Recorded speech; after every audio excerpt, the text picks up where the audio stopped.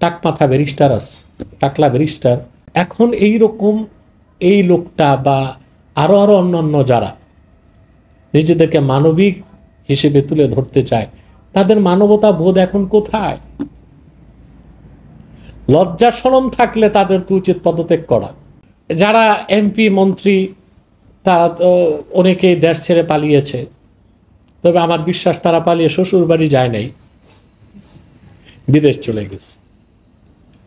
তার কারণ হচ্ছে যারা খুব বেশি করাপ্টেড, বিদেশি বিভিন্ন গোয়েন্দা সংস্থার সাথে যাদের সম্পর্ক ছিল, যাদের এক একজন অপরাধ পাহাড় সমান, তারা আগে সেফ এক্সিট নিয়ে নিস।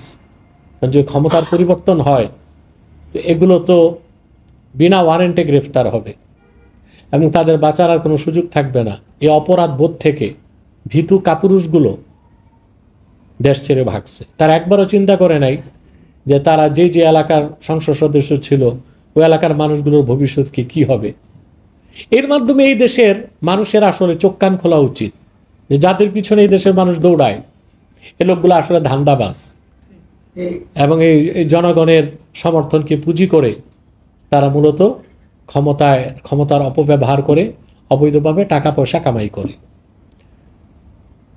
এখন সরকার কিংবা পরবর্তীতে যারা ক্ষমতায় আসবে তারা চিহ্নিত করার আগে জনগণের উচিত এই যে পালিয়ে যাওয়া নেতাদেরকে চিহ্নিত করে রাখা, ভবিষ্যতে এরা যেন আবার ধোঁকাবাজি করতে না পারে। আবার দেখা যায় বাংলাদেশে কিছু অতি মানবতাবাদী আছে,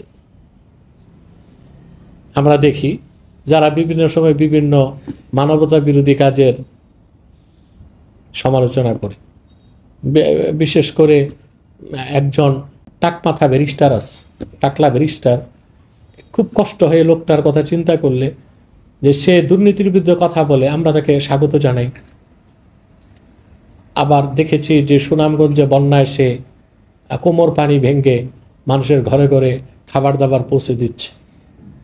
এখন এই রকম এই লোকটা বা আরো অন্যান্য যারা নিজেদেরকে মানবিক হিসেবে তুলে ধরতে চায়, তাদের মানবতা বোধ এখন কোথায়?